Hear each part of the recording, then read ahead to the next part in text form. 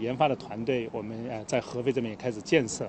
那我们让工业化的团队、供应链的团队，还有我们的这个服务销售服务的团队，各个团队这边都会有团队在这边开展工作。未来中国总部的启用将更深层次推动未来与合肥市的战略合作。未来中国将努力为合肥新能源汽车产业参与国际竞争，打造世界级的新能源汽车产业集群贡献力量。值得一提的是，未来将与合肥市建投集团下属合肥充电公司合作推广建设换电设施，在2020-2021年集中新增换电设施，目前已初步选定首批拟建的20座换电站地点。通过充电加换电互补模式的布局，进一步强化合肥在智能电动汽车领域的充换电网络的领先地位。我们现在和这个江淮的这个先进制造基地的扩建工作已经正式开始了。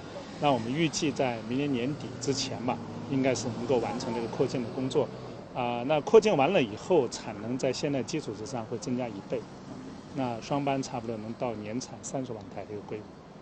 近日，记者从合肥市统计局了解到，合肥主要经济指标继续改善，企稳回升态势进一步巩固。1至8月。全市规上工业增加值同比增长3%。 What's going on, everyone? My name's Obi, and welcome back to Courtside Financial. If you're new to the channel, make sure you hit that subscribe button because NIO is very well documented on this channel. And also make sure you hit that like button because it really does go a long way in helping out the channel.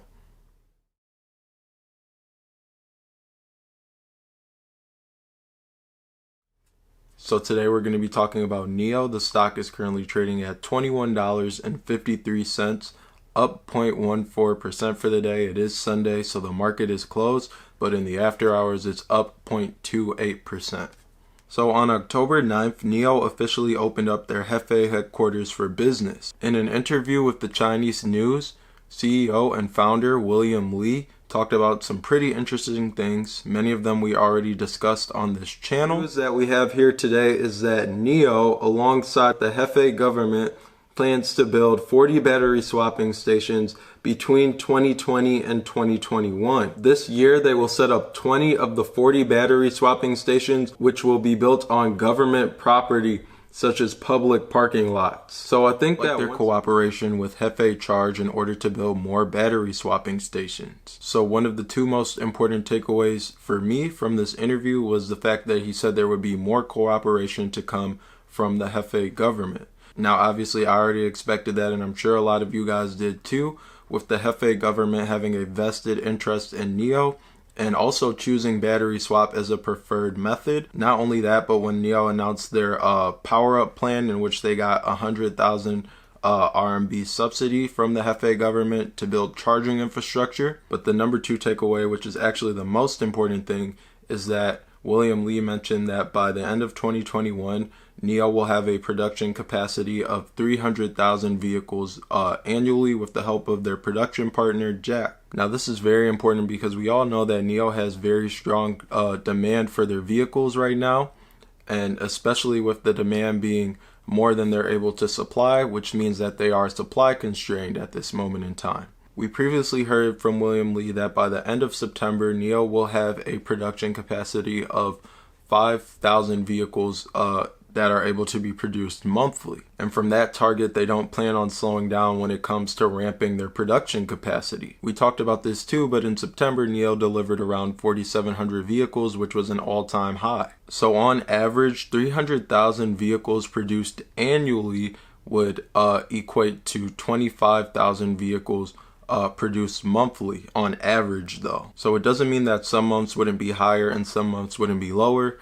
Remember that automotive is a cyclical business, and on top of that, NIO's cars are pretty much made to order, so whatever they're producing is pretty much planned to be sold. So if they're producing 300,000 vehicles, that means the plan is to sell that many or sell pretty close to that amount. This excites me as a long-term investor because I like to think about tomorrow and not today.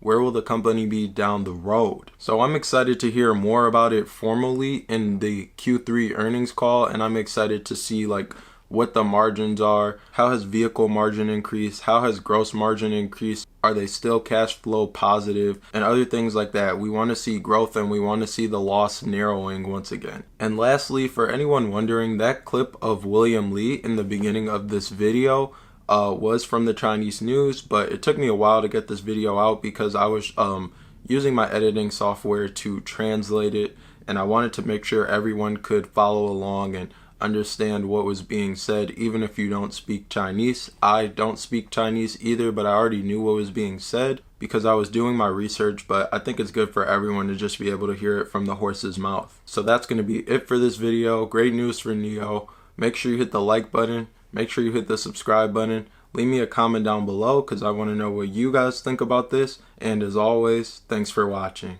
Catch you guys in the next video.